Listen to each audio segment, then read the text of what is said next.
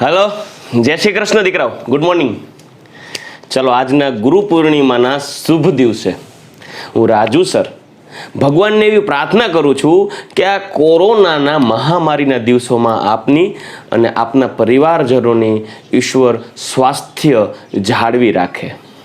આ ઉપરાંત ભગવાન કરે કે આપ સર્વે દીકરાઓની દરેક ઈચ્છાઓ પૂરી થાય, આપે મનમાં નિર્ધારિત કરેલા પ્રત્યેક સપનાઓ ભગવાન પૂરો પાડે।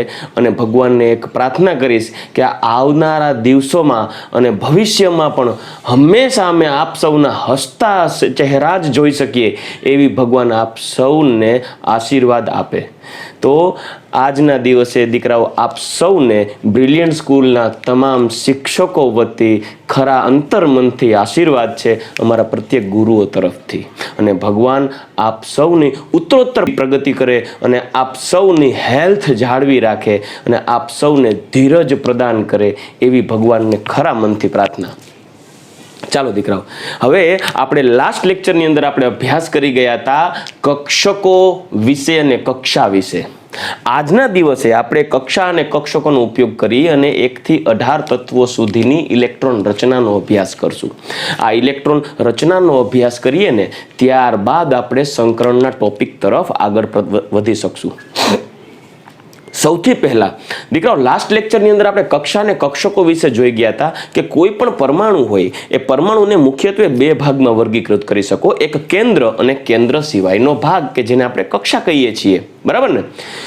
હવે દીકરાઓ કેન્દ્રની અંદર ધન વીજભાર હોય એટલે કે ધન વીજભાર એટલે કે પ્રોટોન, કેન્દ્રમાં પ્રોટોન હોય અને કેન્દ્રની ફરતે જે વર્તુળાકાર માર્ગ છે જે ઇલેક્ટ્રોન પરિભ્રમણ કરે છે તેને આપણે કક્ષા કહીએ છીએ। એટલે કેન્દ્રમાં શું હોય? પ્રોટોન અને ન્યુટ્રોન।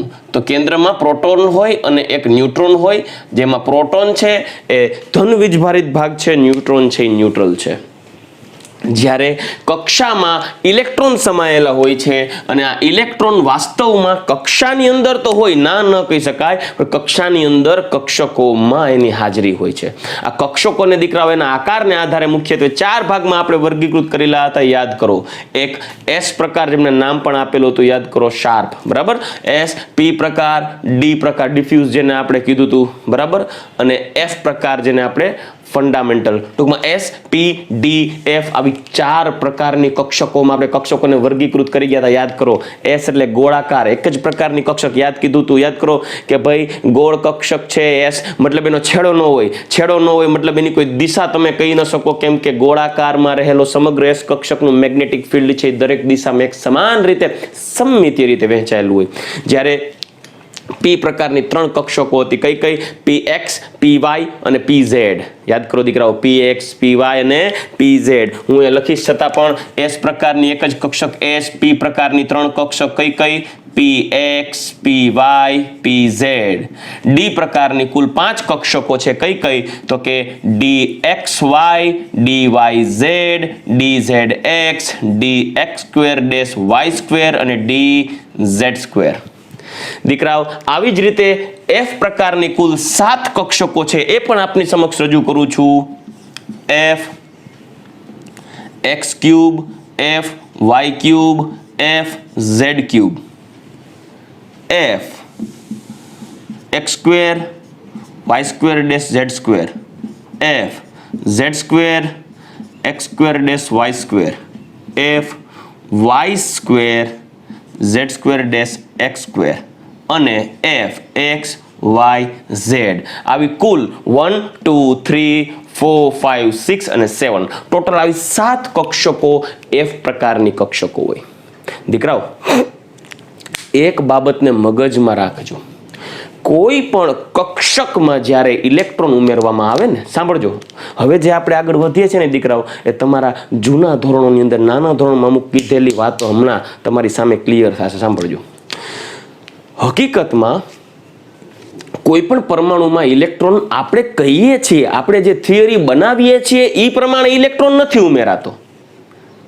હકીકતમાં થિયરી બનેલી એવી રીતે છે, સિદ્ધાંતો બનેલા એવી રીતે છે કે એ ઇલેક્ટ્રોનની પરમાણુમાં ગોઠવણી કેવી રીતે થઈ છે એનો અભ્યાસ કરી અને નિયમો બનાવેલા છે। કોઈ પણ ઇલેક્ટ્રોનનો ઉમેરો નિયમ પ્રમાણે નથી થતો, ઇલેક્ટ્રોનના ઉમેરા પ્રમાણે નિયમ બનેલો છે। અને આ ઇલેક્ટ્રોનના ઉમેરા માટે આઉફબાઉ પૌલી અને હુન્ડના નિયમો બનેલા છે. આ નિયમો વિશે ડિટેલમાં આપણે અભ્યાસ કરશું ચેપ્ટર નંબર 2 સ્ટ્રક્ચર ઓફ એટમમાં. પણ એ હુન્ડ નામના વ્યક્તિએ જે વાત કરેલી છે, પૌલી નામના જે વ્યક્તિએ વાત કરેલી છે, હું ટૂંકમાં કહી શકીશ તમને. પહેલો નિયમ છે આઉફબાઉનો નિયમ. આઉફબાઉ કોઈ વૈજ્ઞાનિક નહોતો. એકચ્યુઅલી આઉફબાઉનો મતલબ થાય છે ગોઠવણી કરવી. તમે ઘણી વખત કોઈ વ્યક્તિઓને તમે જ્યારે ગોઠવી નાખો, ફિટ કરી દો કોઈ જગ્યાએ, આપણે કોઈ વ્યક્તિને, આપણે મિત્રને ક્યાંક સલવાડી દઈએ ને ત્યારે આપણે એમ કહી દઉં કે આને ફિટ કરી દીધો. પણ હવે તમે એને એમ પણ કહી શકો ને કે મેં એનું આઉફબાઉ કરી નાખ્યું. આઉફબાઉનો મતલબ થાય ગોઠવણી કરવી, ગોઠવી નાખવું. બીજે ક્યાંય ગોઠવવાની વાત નથી. દાંત ન કાઢતા.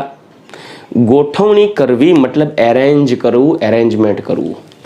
આઉફબાઉનો નિયમ એવો કહે છે કે કોઈ પણ ઇલેક્ટ્રોનની ગોઠવણી સૌ પ્રથમ કેન્દ્રની નજીક રહેલી નીચી ઉર્જા ધરાવતી કક્ષકમાં થાય, નીચી ઉર્જા ધરાવતી કક્ષામાં થાય.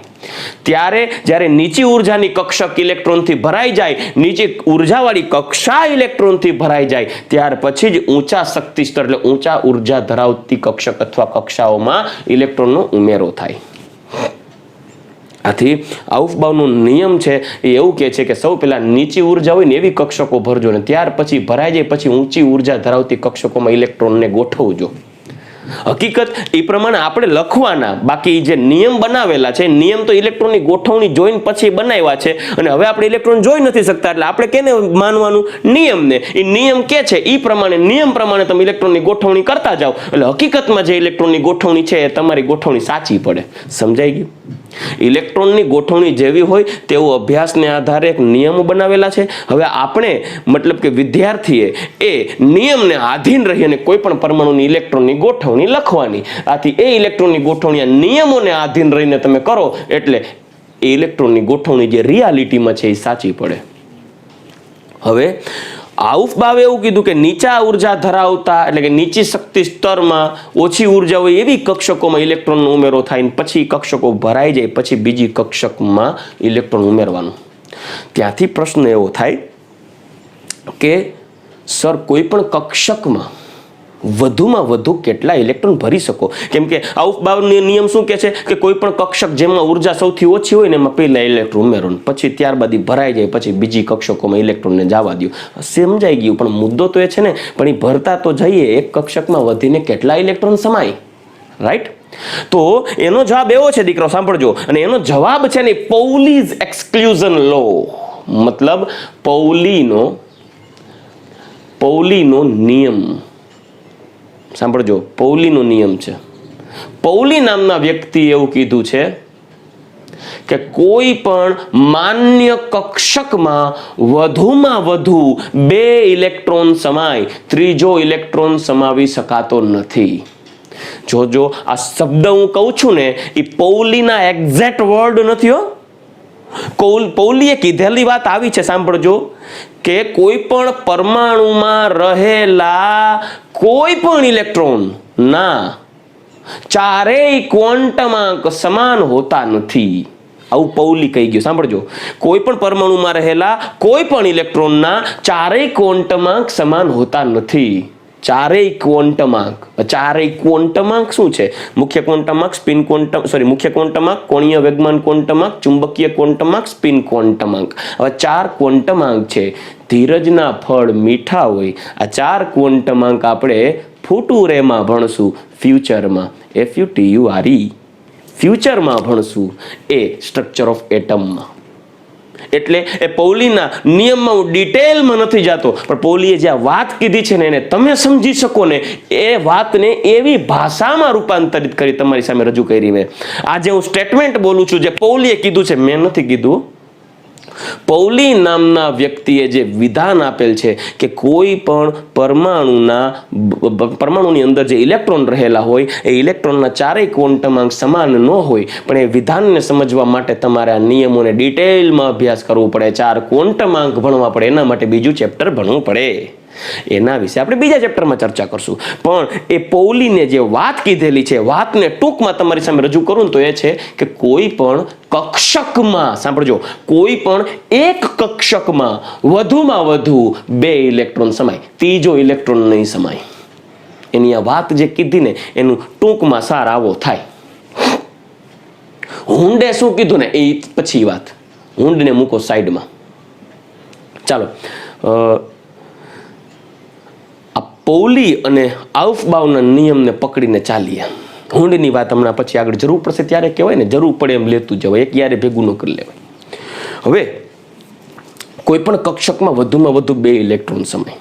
હવે સાંભળજો, S પ્રકારની કક્ષક કેટલી? અહીં લખું છું, પૌલીના નિયમાનુસાર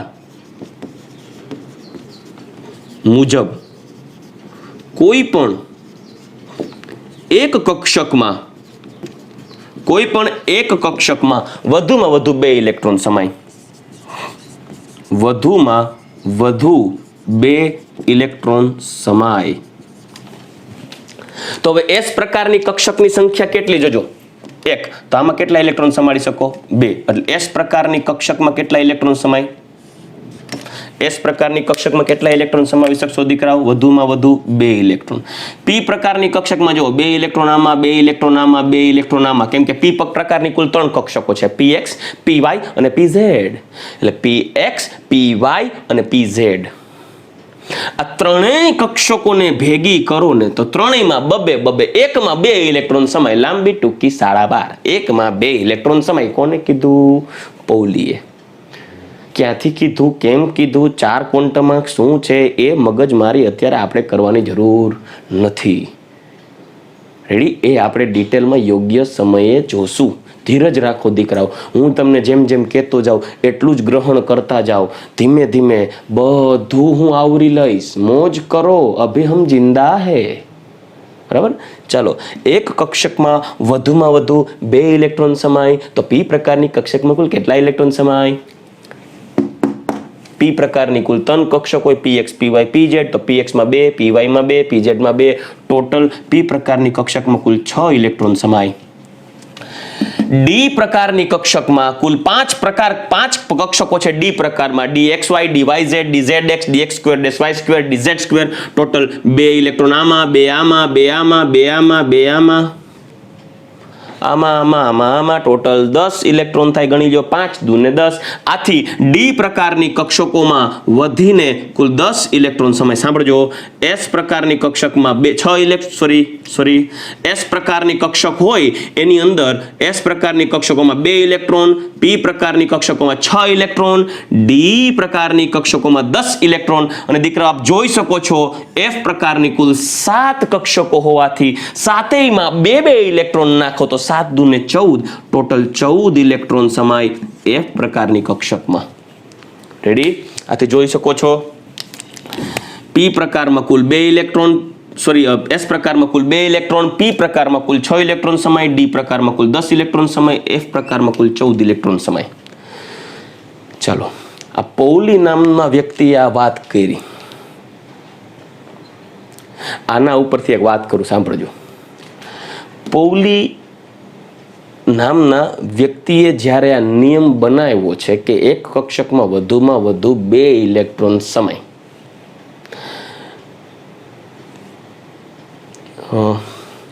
થોડીક બેક રમૂજની વાત કરી લે. આજે દીકરા ગુરુ પૂર્ણિમાનો દિવસ છે તો તમારા મોઢા ઉપર સ્માઇલ લઈ આવી જરૂરી છે. એક વાત કરું, સાંભળજો. પૌલી છે ને, પૌલી, એમના પત્ની, તમને જાણીને બહુ આશ્ચર્ય થશે, હું જે વાત કરું છું સાંભળજો. પૌલીના પત્ની છે ને, પત્ની એ ગુજરાતી હતા. હવે પૌલી જ્યારે આ નિયમ ઉપર જ્યારે રિસર્ચ કરતો હતો, એટલે કે આ ઇલેક્ટ્રોનની રચના ઉપર રિસર્ચ કરતો હતો, ત્યારે પૌલીના પત્નીએ એક માનતા માનેલી હતી. કેમ કે ગુજરાતી મૂળ, ભારતીયો તો અંધશ્રદ્ધાળુ હોય પણ એમાં પાછા ગુજરાતી, એટલે અંધશ્રદ્ધાની ચરમસીમાઓ ઓળંગી જાય. હવે એકચ્યુઅલી શ્રદ્ધા કહેવાય, અંધશ્રદ્ધા તો ન કહેવાય, પણ ઈશ્વર ઉપર હોય એ શ્રદ્ધા હોય, ભગવાન ઉપર શ્રદ્ધા હોય, અને ભુવા ભરાડી ઉપર અંધશ્રદ્ધા હોય. ભગવાન ઉપર એટલે શ્રદ્ધાળુ હતા. તો એમના પત્ની બહુ શ્રદ્ધાળુ હતા, માતાજીમાં બહુ માને. હવે આ ભાઈ પૌલીભાઈ ઇલેક્ટ્રોન રચનાને આધારે થોડી ઘણી જેને કહેવાય રિસર્ચમાં હતા પણ સક્સેસફુલ નહીં રહેતા હોય રામ જાણે, એટલે એમને છે ને એક માનતા માંયની. સાંભળજો હવે જે વાતનો છેડો છે એ તમે સાંભળજો, મજા આવશે. માનતા માંયની પછી જ્યારે પૌલીએ જ્યારે આ નિયમ એપ્લાય કર્યો, સાર્વત્રિક રીતે સ્વીકારાયો, ત્યારે એ પૌલીભાઈને લઈ અને માનતા ચડાવવા માટે સાંભળજો ગુજરાતમાં આવ્યા. અને ગુજરાતમાં આવી અને પાવાગઢ જે માતાજીનું મંદિર છે એ માતાજીના મંદિરે એને માનતા પૂરી કરી. એના ઉપરથી ગીત આવ્યું, પાઉલી લઈને હું તો પાવાગઢ ગઈ હતી. હકીકતમાં આવું નથી હો, આ તો એક રમૂજની વાત છે. આ પાઉલી 25 પૈસાની વાત છે. આ ભાઈ પૌલી છે, એટલે પૌલી લઈને હું તો પાવાગઢ ગઈ હતી. એ ગીત અહીંથી નથી આવ્યું, એક હસાવવા માટેની વાત છે. રેડી? અડધા તો આમાં સાચું માની ગયા કે હાચનેની ઘરવાળી ગુજરાતી છે. હકીકતમાં એવું નથી. આ તો આ પોઈન્ટને લઈ નામ ઉપરથી એક અમારા મગજમાં વાત આવી. પણ સાંભળજો, હવે પાછા પોઈન્ટ ઉપર આવી જાય. ચલો, coming to the point. Pauli નામના વ્યક્તિએ એવું કીધું કે એક કક્ષકમાં વધીને 2 ઇલેક્ટ્રોન સમાય. તો મુદ્દો એ છે સર, વધીને 2 ઇલેક્ટ્રોનનો શું મેળ પાડ્યો? ભલા મને 3, 4, 5 નાખી દેવાય ને ખોટું ગો આજુ હું યાદ રાખવું. પણ એના પાછળનું દીકરાઓ એક જેન્યુઇન રીઝન છે. શું છે એ વાત કરું.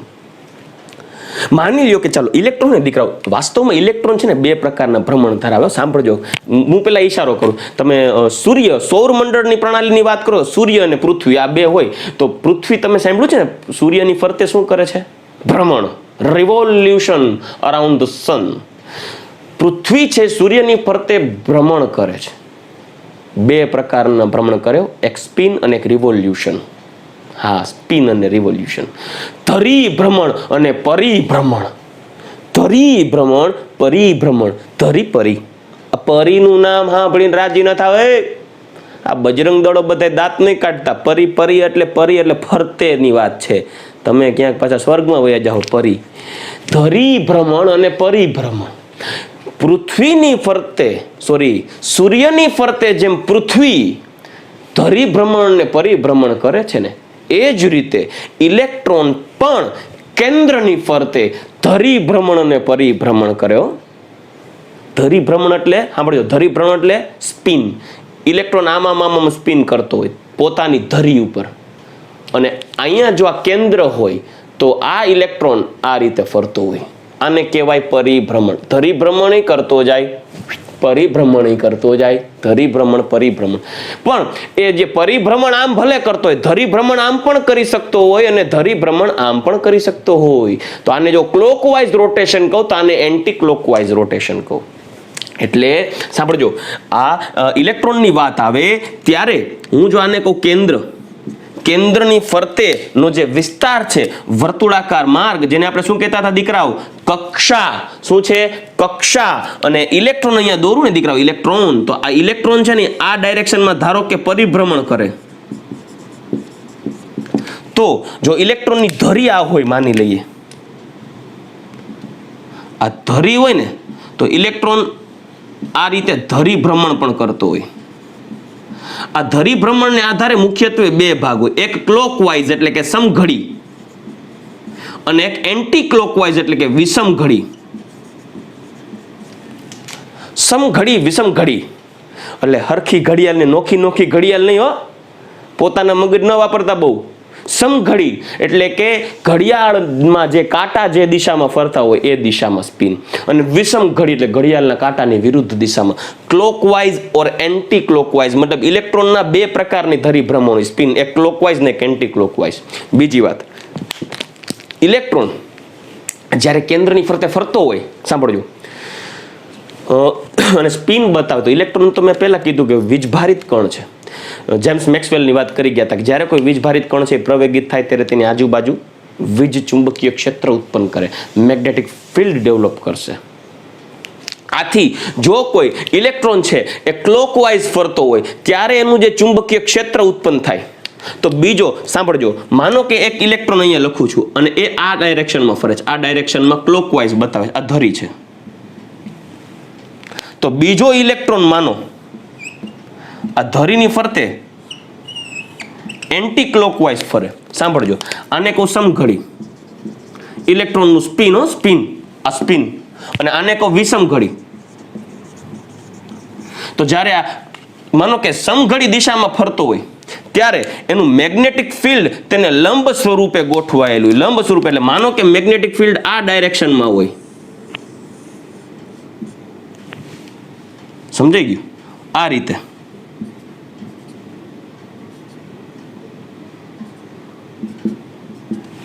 તો આનું મેગ્નેટિક ફિલ્ડ હોય ને કેનું, વિષમ ઘડીના ઇલેક્ટ્રોનનું, એનું મેગ્નેટિક ફિલ્ડ આખું ઊંધું થાય.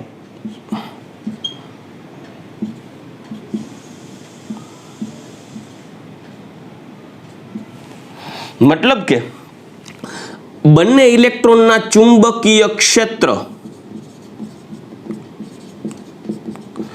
જો એક આ ડાયરેક્શનમાં હોય તો બીજું ઊંધું ડાયરેક્શન હોય.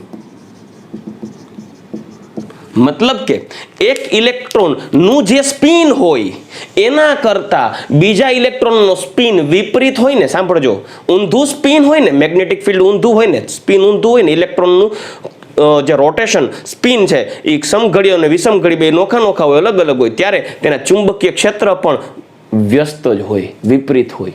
તેથી આ એક ઇલેક્ટ્રોન કે જે ક્લોકવાઇઝ ફરે છે તેનું જે ચુંબકીય ક્ષેત્ર હશે એના કરતા એન્ટી ક્લોકવાઇઝ ફરતા ઇલેક્ટ્રોનનું ચુંબકીય ક્ષેત્ર ઊંધું હોય, વિપરીત હોય. આથી કોઈ એક કક્ષકમાં, સાંભળજો, આથી કોઈ એક કક્ષકમાં એક ઇલેક્ટ્રોન આ રીતે ગોઠવો, મતલબ કે સમઘડી દિશા માનો, સમઘડી દિશામાં હોય સ્પિન. એક કક્ષકમાં બે ઇલેક્ટ્રોન સુકામ એને સમજાય છે, સમાય છે, હું એની વાત કરું છું. કોઈ એક કક્ષકમાં એક ઇલેક્ટ્રોન માનો કે આ ડાયરેક્શનમાં ફરે છે સમઘડી, ત્યારે એનું કંઈક ચુંબકીય ક્ષેત્ર હશે. ત્યારે બીજો ઇલેક્ટ્રોન જ્યારે વિષમ ઘડીમાં ગોઠવાય ત્યારે આ બંને ઇલેક્ટ્રોન એકબીજાના ચુંબકીય ક્ષેત્રનો નાશ કરે. કેમ કે બીજો ઇલેક્ટ્રોન જ્યારે એ જ કક્ષકમાં વિષમ ઘડી એટલે ઓપોઝિટ સ્પિન, વિરુદ્ધ સ્પિન દ્વારા જોડાય ને, ત્યારે એક ઇલેક્ટ્રોનનું જે ચુંબકીય ક્ષેત્ર હશે એના કરતા બીજા ઇલેક્ટ્રોનનું ચુંબકીય ક્ષેત્ર ઊંધું હશે. એક ઇલેક્ટ્રોન છે એનો સ્પિન ચુંબકીય ક્ષેત્ર આમ હોય તો બીજા ઇલેક્ટ્રોનનું ચુંબકીય ક્ષેત્ર આમ હોય, એટલે ઊંધું. સમજી શકો ને? ઊંધું આમ ફેરવો લ્યો, એક હારે બે હાથ ફેરવો, તમારા ફરે નહીં ફરે, જોજો. એક ક્લોકવાઇઝ ને કેન્ટ ફરે નહીં ફરે, માર ફરે. તો એક જે ઇલેક્ટ્રોનનું મેગ્નેટિક ફિલ્ડ આ ડાયરેક્શનમાં છે તો બીજા ઇલેક્ટ્રોનનું મેગ્નેટિક ફિલ્ડ ઊંધું. મતલબ પરિણામે બેયના સ્પિન અલગ અલગ, એક આમ ફરે છે, એકનું સ્પિન આમ છે, તો બેયના મેગ્નેટિક ફિલ્ડ આમ છે, ઊંધા. એટલે બેયના મેગ્નેટિક ફિલ્ડ ઊંધા હોવાથી એકબીજાના ચુંબકીય ક્ષેત્રની અસરને નાબૂદ કરે. આથી બે ઇલેક્ટ્રોન એક કક્ષામાં સ્થાયી રહી શકે. તમને એમ થાય જીગો ત્રીજો ઇલેક્ટ્રોન, તો ત્રીજો ઇલેક્ટ્રોન ઉમેરીએ. સપોઝ હું ત્રીજો ઇલેક્ટ્રોન ઉમેરું છું, ત્રીજો ઇલેક્ટ્રોન, તો ત્રીજો ઇલેક્ટ્રોન બેમાંથી એક સ્પિન હોઈ શકે ને, કા ક્લોકવાઇઝ કા એન્ટી ક્લોકવાઇઝ, કે નવું સ્પિન નહીં આવે એમાં. તો ત્રીજો ઇલેક્ટ્રોન જો માનો કે હું આ ડાયરેક્શનમાં ગોઠવું તો આ પહેલો અને ત્રીજો ઇલેક્ટ્રોનના સ્પિન સમાન થઈ જાય. એટલે પહેલા ઇલેક્ટ્રોનનું ચુંબકીય ક્ષેત્ર ત્રીજા ઇલેક્ટ્રોનના ચુંબકીય ક્ષેત્રને અપા કરશે. આથી આ ત્રીજો ઇલેક્ટ્રોન કક્ષકમાં રહી નહીં શકે. તમને એમ થાય તો એક કામ કરો, સ્પિન ફેરવી નાખો. એ કે આમ નહીં કે આ તો નથી રહેવા દેતું, આમ રાખો, તો આ બેની દુશ્મન ભેગા થાય. એક મિયાનમાં બે તલવાર રહી ન શકે, એ જે કહેવત છે ને અહીંયા સાર્થક થાય. આ બે એકબીજાને અપા કરશે. પરિણામે ત્રીજો ઇલેક્ટ્રોન છે એ ક્લોકવાઇઝ હોય તો ક્લોકવાઇઝ ઇલેક્ટ્રોનનું ચુંબકીય ક્ષેત્રને અપા કરશે, અને ત્રીજો ઇલેક્ટ્રોન એન્ટી ક્લોકવાઇઝ હોય તો એન્ટી ક્લોકવાઇઝ ઇલેક્ટ્રોનનું ચુંબકીય ક્ષેત્રને અપા કરશે. એટલે વધીને બે ઇલેક્ટ્રોન એક કક્ષકમાં રહી શકે, ત્રીજો નહીં. સમજાઈ ગયું? આ પૌલી કહી ગયો, કેમ કે એની વાઈફે પાવાગઢ માનતા ચડાવી. માનતા માનો છોકરાઓ, માનતા માનો, ધારશો એ થશે. તો ભગવાન ઉપર ભરોસો રાખો. ચાલો, તો સમઘડી અને વિષમ ઘડી ઇલેક્ટ્રોનના સ્પિનને આધારે, એના ચુંબકીય ક્ષેત્રને આધારે બંને ઓપોઝિટ સ્પિન ધરાવતા ઇલેક્ટ્રોન છે એનું એકબીજાનું ચુંબકીય ક્ષેત્ર, વિરોધી ચુંબકીય ક્ષેત્ર નાશ કરે. પરિણામે તે બે ઇલેક્ટ્રોન એક કક્ષકમાં સ્થાયી રહી શકે. ત્રીજો ઇલેક્ટ્રોન એક કક્ષકમાં સમાઈ શકતો નથી. આથી કોઈ પણ એક માન્ય કક્ષકમાં વધીને બે ઇલેક્ટ્રોન સમાય, ત્રીજો નહીં. આથી એસ પ્રકારની કક્ષકની વાત કરીએ તો એસ પ્રકારની કક્ષક એક જ છે એટલે એમાં 2 ઇલેક્ટ્રોન, પી પ્રકારની કુલ 3 કક્ષકો હોવાથી કુલ 6 ઇલેક્ટ્રોન, ડી પ્રકારની કુલ 5 કક્ષકો હોવાથી એમાં 10 ઇલેક્ટ્રોન અને એફ પ્રકારની કુલ 7 ઇલેક્ટ્રોન હોવાથી 7 કક્ષકો હોવાથી 14 ઇલેક્ટ્રોન સમાય. હવે કોઈ પણ કક્ષકની વાત કરીએ ત્યારે હું કેન્દ્રની ફરતે કક્ષા દોર. સાંભળજો, માનો કે આ પહેલી કક્ષા છે અને કેન્દ્રની ફરતે પહેલી કક્ષા છે n=1, પછી આ બીજી કક્ષા છે જેને આપણે n=2 કહીએ, જ્યારે ત્રીજી કક્ષા છે n=3, ચોથી કક્ષા છે એમાં n=4. 4 કક્ષા છે. પ્રત્યેક કક્ષા જેમ જેમ કેન્દ્રથી દૂર જશે, પ્રત્યેક કક્ષા જેમ જેમ કેન્દ્રથી દૂર જતી જશે તેમ તેમ તે કક્ષાનું કદય વધતું જાય, તમે જોઈ શકો છો, અને કક્ષાની ઉર્જા પણ વધતી જાય. આ ઉર્જા ખરેખર ઇલેક્ટ્રોનની ઉર્જા હોય. હકીકતમાં જે કક્ષાની ઉર્જા છે ને ઇલેક્ટ્રોનની ઉર્જા હોય. હું તમને એ ઉર્જા વિશે આગળ જો સમજાવું તો માની લ્યો, આમાં ડિટેલમાં ઉતરીને એની પહેલા હું ઉર્જા વિશે વાત કરું કે કોઈ પણ ઇલેક્ટ્રોનની ઉર્જા. માની લ્યો કે હું કેન્દ્ર છું અને મારી ફરતે તમારામાંથી કોઈ 4-5 વિદ્યાર્થીઓ ઇલેક્ટ્રોન તરીકે આકર્ષાયેલા છે.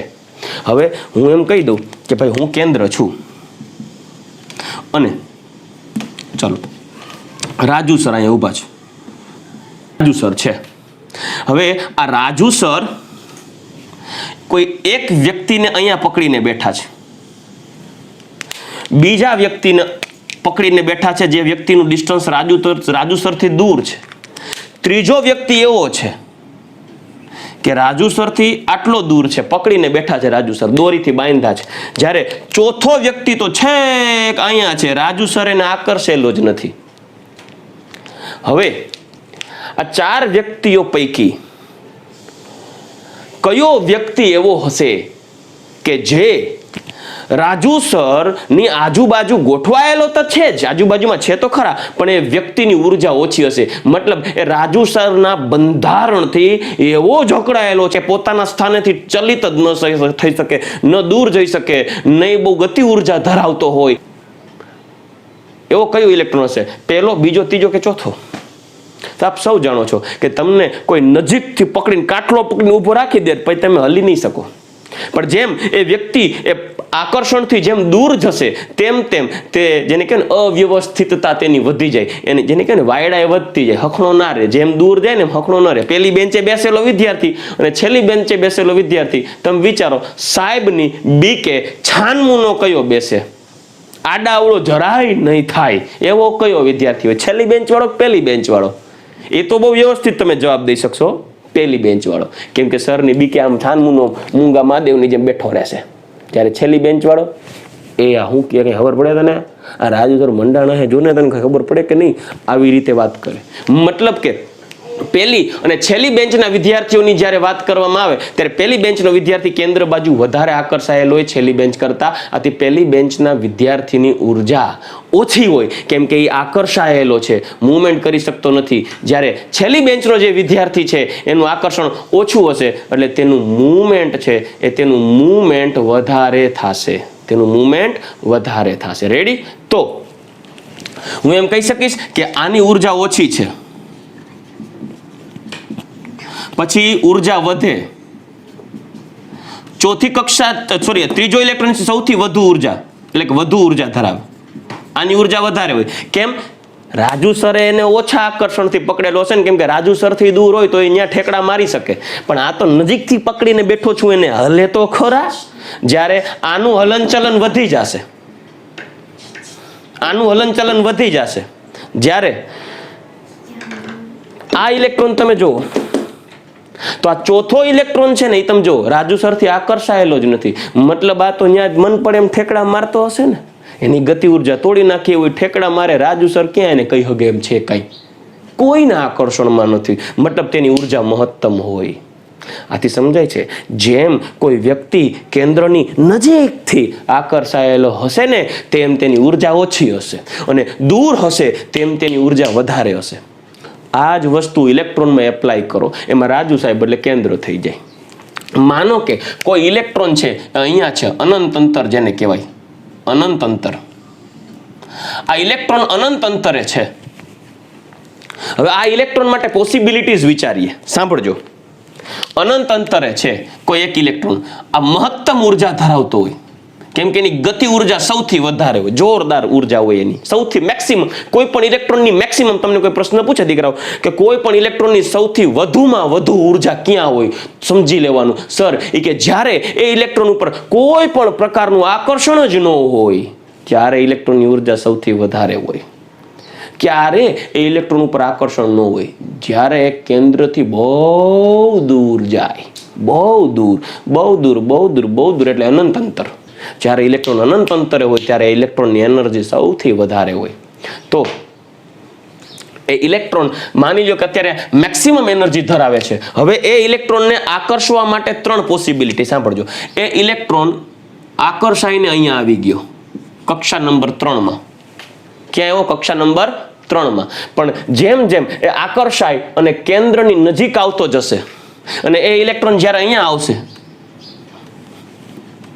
ત્યારે આ ઇલેક્ટ્રોન તો છાનમૂનો બેઠો રહેશે ને આના કરતા, કેમ કે અહીંયા ઇલેક્ટ્રોનની ગતિજ ઉર્જા વધારે હશે, મૂવમેન્ટ વધારે થશે, એની એનર્જી મેક્સિમમ છે. પણ અહીંયા ઇલેક્ટ્રોન કેન્દ્રથી આકર્ષાઈ ગયેલો છે એટલે અહીંયા એની ઉર્જા ઘટી જશે.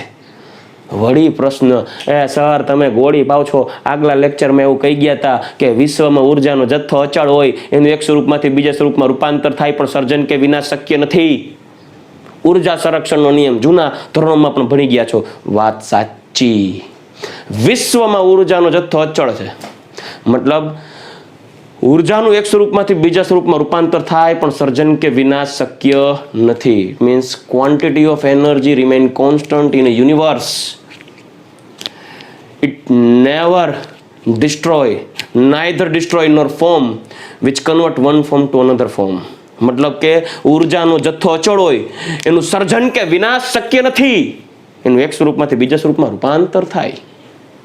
એનું એક એક્ઝામ્પલ આપું કે તમે જ્યારે કોઈ કાર્ય કરતા હોય છે ત્યારે માનો કે તમે ગાડીને ધક્કો મારો છો, તમે 4 વ્હીલને ધક્કો મારો છો, સેલ્ફ નથી લાગતો, તમે ધક્કો મારો છો, ત્યારે ધક્કો મારવાને કારણે તમારા શરીરની ઉર્જા વપરાય છે. આ તમારા શરીરની ઉર્જા વપરાતી હોવાથી તમારા શરીરમાંથી ઉર્જા દૂર થાય છે, એટલે તમે થાકોડાનો અનુભવ કરશો, થકાનનો અનુભવ કરશો. તમારી ઉર્જા ઘટી ગઈ તો તમને એમ થાય સર મારી ઉર્જાનો નાશ થઈ ગયો, પણ નહીં, તમે ગાડીને ધક્કો મારો છો એટલે ગાડીની ગતિ ઉર્જામાં રૂપાંતર થઈ ગયો. તમારી એનર્જી છે ગાડીની ગતિ ઉર્જામાં ફેરવાઈ ગઈ. મતલબ વિશ્વમાં ઉર્જાનો જથ્થો અચળ છે, એનું એક સ્વરૂપમાંથી બીજા સ્વરૂપમાં રૂપાંતર થાય. રેડી? આપણે પહેલા જ લેક્ચરમાં જ્યારે ઇન્ટ્રોડક્શન પોઈન્ટ હતો ત્યારે આપણે આધ્યાત્મ વિશે વાત કરી હતી, ત્યારે આ પોઈન્ટનું ડિસ્કશન કર્યું હતું મેં. એ જ રીતે આ ઇલેક્ટ્રોન અનંત અંતરે છે ત્યારે એની ઉર્જા મહત્તમ છે. જ્યારે ઇલેક્ટ્રોન છે એ કેન્દ્રની નજીક આવે છે, ત્રીજી કક્ષામાં ઉમેરાય ને, ત્યારે એ ઇલેક્ટ્રોન છે એ ઉર્જા વિખેરિત કરે, ઉષ્મા વિખેરિત કરે. કેમ કે અહીંયા એનર્જી મેક્સિમમ હતી, જ્યારે અહીંયા ઇલેક્ટ્રોન કેન્દ્રની નજીક આવ્યો ત્યારે ઇલેક્ટ્રોનની ઉર્જા ઘટી ગઈ, તો બાકીની ઉર્જા ગઈ ક્યાં? તો બાકીની ઉર્જા ઉષ્મા સ્વરૂપે વિખેરિત થઈ ગઈ. મતલબ હીટ પ્રોડ્યુસ થઈ, મતલબ વાતાવરણમાં ઉષ્મા ભળી ગઈ, ગરમી ઉત્પન્ન થઈ. ઘણી પ્રક્રિયાઓ ન હોય, હીટ પ્રોડ્યુસ કરે, ગરમી ઉત્પન્ન કરે, ગરમ લાગે, તો એ ઉષ્મા સ્વરૂપે વિખેરિત કરે. મતલબ આ પ્રક્રિયા ઇલેક્ટ્રોનનો ઉમેરો, કેન્દ્રની ફરતે ઇલેક્ટ્રોનનો ઉમેરો, ઇલેક્ટ્રોન ગેઇનિંગ ઉર્જા, ઉષ્મા ક્ષેપક હોય, ઉષ્મા ઉત્પન્ન કરે, આથી દૂર કરે એટલે ઉષ્માનું ક્ષેપન થાય. And it is an endothermic process, ઉષ્મા ક્ષેપન થાય. હવે બીજા ઇલેક્ટ્રોનની વાત કરીએ. જ્યારે કોઈ ઇલેક્ટ્રોન છે એ અનંત અંતરેથી માનો કે બીજી કક્ષામાં આવ્યો, ક્યાં આવ્યો? બીજી કક્ષામાં. ત્યારે જે ઉષ્મા ઉત્પન્ન કરશે, તો મને કયો આ ઇલેક્ટ્રોન અને આ ઇલેક્ટ્રોન, હું આને E3 કહી દઉં, ચાલો આ છે E3 અને આ છે E2, બીજી કક્ષાનો. તો બીજી કક્ષામાં જે ઇલેક્ટ્રોન આવ્યો એમાં અને ત્રીજી કક્ષામાં જે ઇલેક્ટ્રોન છે એ, આ બેયમાં કયા ઇલેક્ટ્રોનની ઉર્જા વધારે હશે? કયો? આને મૂકો તડકે, આની વાત કરો. આની ઉર્જા વધારે હશે ને, આની જેમ, કેમ કે કેન્દ્રથી દૂર છે, જ્યારે આની ઉર્જા ઓછી. પણ ઇલેક્ટ્રોન આવે છે તો અનંત અંતરેથી. તો મને કહો અહીંયા જેટલી ઉર્જાનો ફેરફાર થયો એના કરતા, સાંભળજો, અહીંયા જેટલી ઉર્જાનો ફેરફાર થયો એના કરતા આ ઇલેક્ટ્રોનની ઉર્જાનો ફેરફાર વધારે થશે. આમાંથી એક્સ્ટ્રા એનર્જી પ્રોડ્યુસ થશે આટલી. સમજાય છે?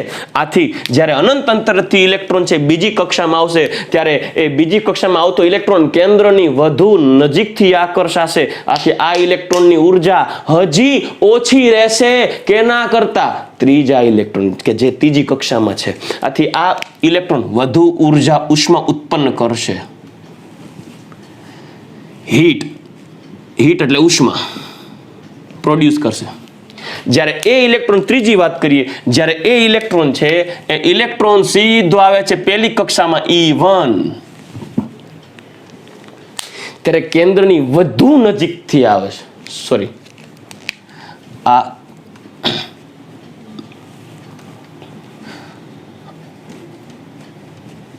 આને આપણે 1, 2 અને 3 કીધું. રેડી? આ E3. ચલો, આ E1 છે કેન્દ્રની વધુ નજીકથી આવે ત્યારે, આ કેન્દ્રની વધુ નજીકથી જોડાશે ત્યારે આ E1 એનર્જી સૌથી ઓછી હશે આ બે કરતા. જુઓ, મતલબ આ ઇલેક્ટ્રોન છે એ પણ એનર્જી પ્રોડ્યુસ કરશે, પણ એ તો જબરજસ્ત પ્રોડ્યુસ કરશે. મતલબ અનંત અંતરથી ઇલેક્ટ્રોન જેમ કેન્દ્રની નજીક આવતો જશે તેમ તેમ એ ઇલેક્ટ્રોનની ઉર્જા ઘટતી જાય. બાકીની ઉર્જા વિખેરી થતી જાય. તો આના ઉપરથી કહી શકાય, હવે આ ત્રણની વાત કરીએ તો પહેલી કક્ષામાં જે ઇલેક્ટ્રોન હોય એના કરતા બીજી કક્ષા, અને બીજી કક્ષામાં હોય એના કરતા ત્રીજી કક્ષામાં ઇલેક્ટ્રોનની ઉર્જા વધારે હોય. તો આ જે કક્ષા છે એને શક્તિ સ્તર પણ કહેવાય. શું કહેવાય આ કક્ષાને? શક્તિ સ્તર પણ કહેવાય. એનર્જી લેવલ, શક્તિ સ્તર. જેમાં આ કક્ષાની શક્તિ ઉર્જા કેટલી હશે એમાં રહેલા ઇલેક્ટ્રોનની ઉર્જા જેટલી હોય. કેમ કે એની ઉર્જા ઇલેક્ટ્રોનની ઉર્જા ઉપરથી તો નક્કી થશે. પણ પહેલી કક્ષા કરતા બીજી કક્ષાની ઉર્જા વધારે હશે. ક્લિયર? બીજી કરતા ત્રીજીની ઉર્જા વધારે, ત્રીજી કરતા ચોથીની ઉર્જા વધારે, ચોથી કરતા પાંચમી, છઠ્ઠી, અનંત ઉર્જા. જેમ જેમ ઇલેક્ટ્રોન કેન્દ્રથી દૂર જાય તેમ ઉર્જા વધતી જશે. ડન? ઓકે, હવે આગળ વધીએ. આ ડાગલો કાઢી નાખીએ. તો કોઈ પણ કક્ષામાં જ્યારે કક્ષકોનો ઉમેરો થાય, સાંભળજો, ત્યારે માનો કે મારી પાસે આ કેન્દ્ર છે, કેન્દ્રની ફરતે આ પહેલી કક્ષા લઉં, પછી બીજી કક્ષા લઉં, પછી ત્રીજી કક્ષા લઉં, અને પછી ચોથી કક્ષા લઉં. સોરી, ત્રીજી અને ચોથી. તો આ કક્ષાઓ બનેલી છે કક્ષકો પરથી. તો કોઈ પણ કક્ષામાં રહેલી કક્ષકોના પ્રકાર કયા હોય? તો યાદ રાખજો, પહેલી કક્ષામાં માત્ર એક જ પ્રકારની કક્ષક હોય અને એ છે S, કેમ કે કદમાં નાની છે. બીજી કક્ષામાં બે પ્રકારની કક્ષક હોય, S અને P. આ કઈ રીતે? પહેલી કક્ષામાં એક જ, બીજી કક્ષામાં બે, ત્રીજી કક્ષામાં 3, ચોથી કક્ષામાં 4. સર આ કેમ ખબર પડી? તો એના માટે તમારે ભણવું પડશે ક્વોન્ટમ આંક, ચેપ્ટર નંબર 2. પૌલી બોલ્યો તો ચારેય ક્વોન્ટમ આંક સમાન ન હોય, વર્ડ યાદ કરો. એ ક્વોન્ટમ આંક ભણશો એટલે તમને એ પણ ક્લિયર થઈ જશે કે કઈ કક્ષામાં કેટલા પ્રકારની કક્ષક હોય. પણ તમારે અત્યારે જેટલું આ યાદ રાખવું પડશે કે પહેલી કક્ષામાં એક, એટલે કે પહેલીમાં 1, બીજીમાં 2, ત્રીજીમાં 3, ચોથીમાં 4. સિમ્પલ. પહેલીમાં 1 એટલે પહેલી કક્ષામાં એક પ્રકારની કક્ષક, બીજીમાં 2 પ્રકારની કક્ષક, ત્રીજીમાં 3, ચોથીમાં 4. 1માં 1, 2માં 2, 3માં 3, 4માં 4. પહેલીમાં 1 S પ્રકારની કક્ષક, બીજીમાં 2 S અને P પ્રકારની કક્ષક, ત્રીજીમાં 3 S પ્રકારની હોય, P પ્રકારની હોય અને D પ્રકારની હોય. ચોથીમાં 4 હોય, એક S પ્રકારની કક્ષક હોય, એક P પ્રકારની કક્ષક હોય, એક D પ્રકારની પણ હોય અને એક F પ્રકારની કક્ષક પણ હોય. દીકરાઓ, હવે તમને કોઈ એમ કહે કે આ પહેલા આ S અને આ S અને આ S અને આ S, ચારેય S કક્ષકો છે, પણ આ S કક્ષકોને એકબીજાથી જુદી તો પાડવી ને, કેમ કે કક્ષકો ભલે એક જ પ્રકારની રહી પણ એની ઉર્જા અલગ છે. કેમ કે આ S પહેલી કક્ષાની છે, અહીંયા જ વાત કરી ગયો, પહેલી કરતા બીજાની ઉર્જા વધારે હોય. એનર્જીની વાત કરીએ તો energy of E1 is less than that of E2 and energy of E2 is less than that of E3. ઉર્જા, એનર્જી. તો એના બેઝ ઉપર અહીંયા ચર્ચા કરીએ તો પહેલી કક્ષામાં એસ કક્ષક, બીજીમાં એસ અને પી કક્ષક, ત્રીજીમાં એસ પી અને ડી કક્ષક અને ચોથીમાં એસ પી ડી અને એફ આવી કુલ 4 પ્રકારની કક્ષક હોય. જો પહેલીમાં 1, બીજીમાં 2, ત્રીજીમાં 3 અને ચોથીમાં 4. આ બધાને અલગ કરવા માટે જે પહેલી કક્ષામાં જે કક્ષક હોય ને એની આગળ કક્ષાનો ક્રમ લખી નાખવાનો, લાઈક 1s. પછી અહીંયા બીજી કક્ષા છે ને એટલે 2s 2p. તો જો નોખા પડે ને, આપણે કેમ સોસાયટીમાં શેરીમાં દરેક મકાનનું બંધારણ એક સમાન હોય સોસાયટીમાં ઓલમોસ્ટ.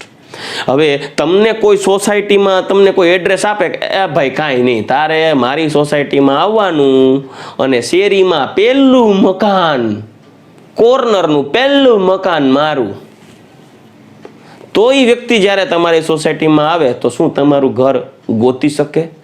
નહીં. એ કોકને પૂછતો જશે પહેલા મકાનમાં ફલાણા ભાઈ રહીએ, શેરીના પહેલા મકાનમાં ફલાણા ભાઈ રહીએ. હવે શેરીયું તો કેટલી હોય, તો ત્યારે એડ્રેસમાં ચોખવટ કરવી પડે. પહેલું મકાન સાચું પણ કેટલામી શેરી?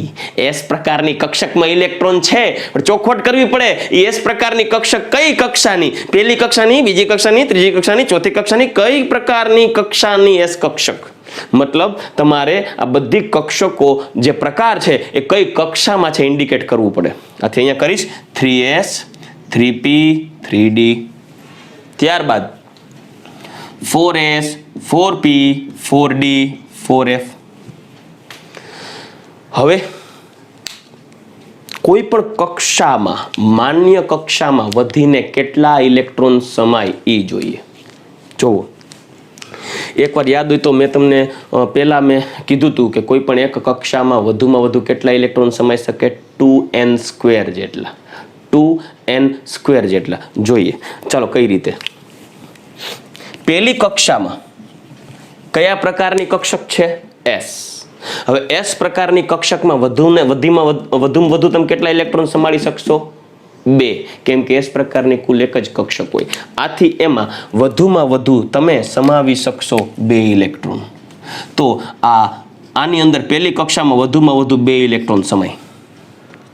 બીજી કક્ષામાં આવો તો બીજી કક્ષામાં s અને p 2 પ્રકારની કક્ષકો છે, જેમાં s પ્રકારની કક્ષકમાં વધુમાં વધુ 2 ઇલેક્ટ્રોન અને p પ્રકારની કક્ષકમાં વધુમાં વધુ 6 ઇલેક્ટ્રોન સમાવી શકાય. તો અહીંયા લખીશ વધુમાં વધુ બીજી કક્ષામાં s પ્રકારની કક્ષકમાં 2 ઇલેક્ટ્રોન અને p પ્રકારની કક્ષકમાં કુલ 6 ઇલેક્ટ્રોન સમાવી શકાય. આથી બીજી કક્ષામાં વધુમાં વધુ તમે જોઈ શકો છો, બીજી કક્ષામાં વધુમાં વધુ 6 ને 2 8 ઇલેક્ટ્રોન સમાવી શકાય.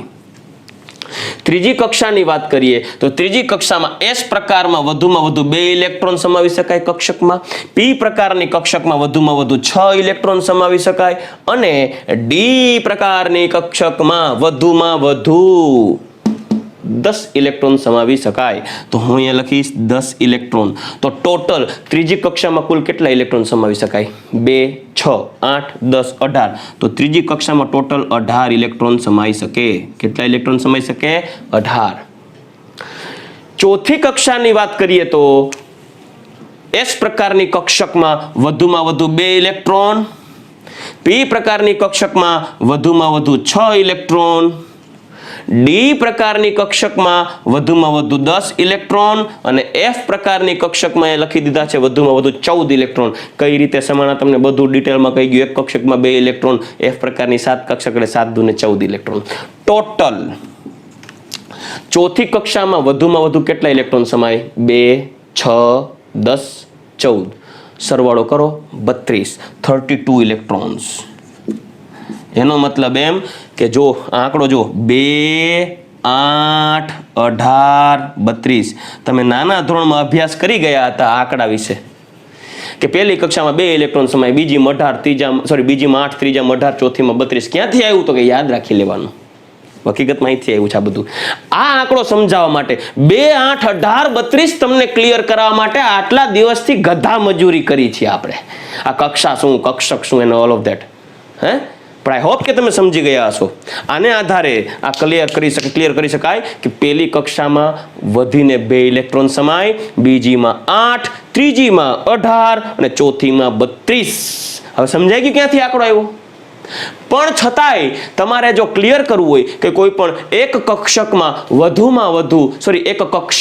વધુમાં વધુ કેટલા ઇલેક્ટ્રોન સમાય, તો એના માટે મેં તમને સૂત્ર આપેલું હતું, યાદ કરો. કોઈ પણ કક્ષામાં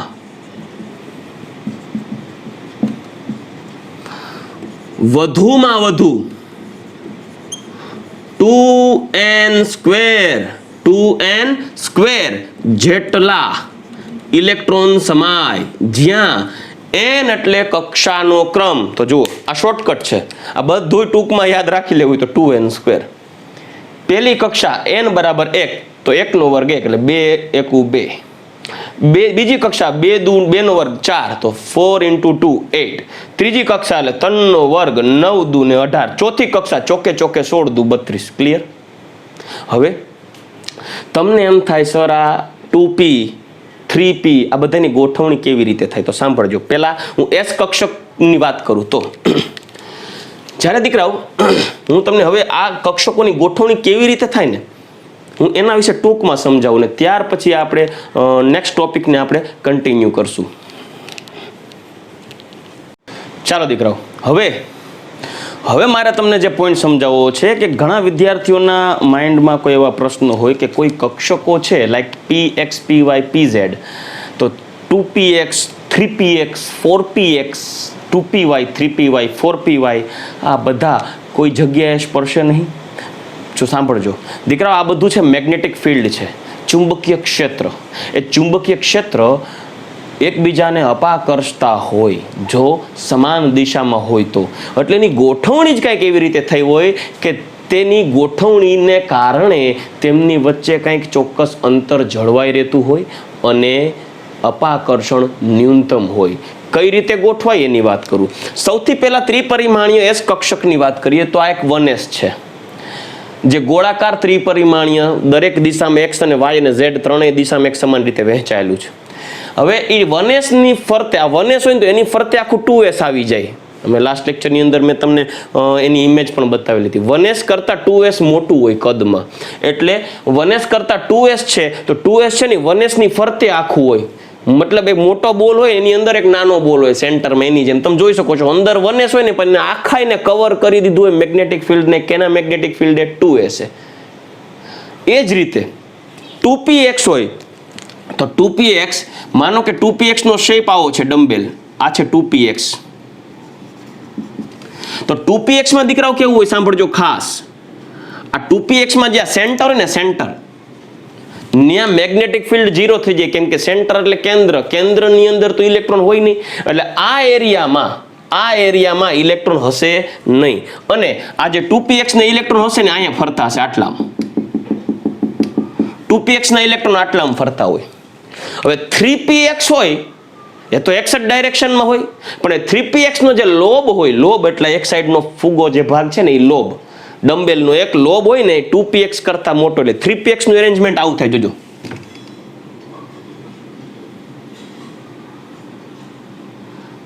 આ 3px થયું.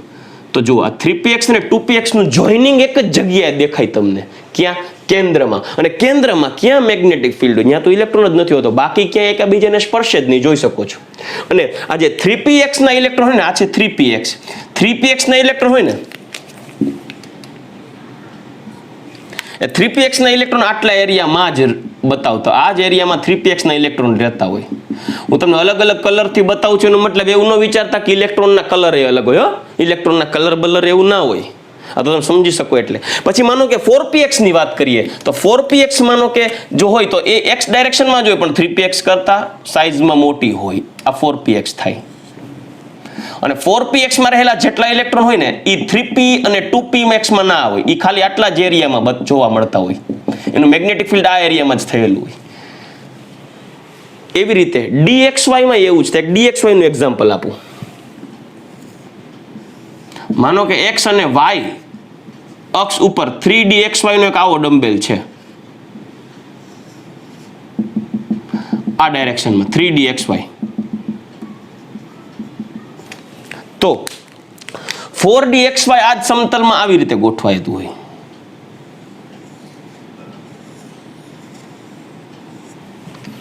અને 4dxy નો ઇલેક્ટ્રોન છે એ આ રીતે ગોઠવાય. ટૂંકમાં શેપ એક સરખા હોય, તમે જોઈ શકો છો દીકરાઓ. શેપ અને ડાયરેક્શન એક સરખું હોય, ખાલી સાઇઝ મોટી હોય. એટલે હું તમને હવે 1s 2s 2px 2py 2pz 3s આ બધોય ખીચડો કરીને બતાવું. જોજો ખાસ કઈ રીતે, એક સિમ્પલ એક્ઝામ્પલ થી. આઈ હોપ કે તમે સમજશો. નો સમજાય તો તમે તમારે મને ફોન કરી દેજો. માનો કે આ છે 1s, તો એની ફરતે કોણ આવશે? 2s. આ મેગ્નેટિક ફિલ્ડ ની અંદર ઓનું મેગ્નેટિક ફિલ્ડ હોય 1s નું, વચ્ચેના એરિયામાં હોય. પછી 2s પછી આ ડાયરેક્શનમાં ગોઠવાશે કોણ? 2px. ચલો 2px 2py 2pz ને આપણે ગોતીએ તો આ 2px, આ 2py, આ 2py x y z, અને આ થઈ ગઈ 2pz. પછી 3s હોય ને 3s, એ 3s આ ખાઈને કવર કરી લેતી હોય. આમ આ જે ગોળાકાર આવે મેગ્નેટિક ફિલ્ડ એની અંદર આ બધું હોય. આ થયું 3s. એવી જ રીતે પછી અહીંયા આવશે 3x 3px 3py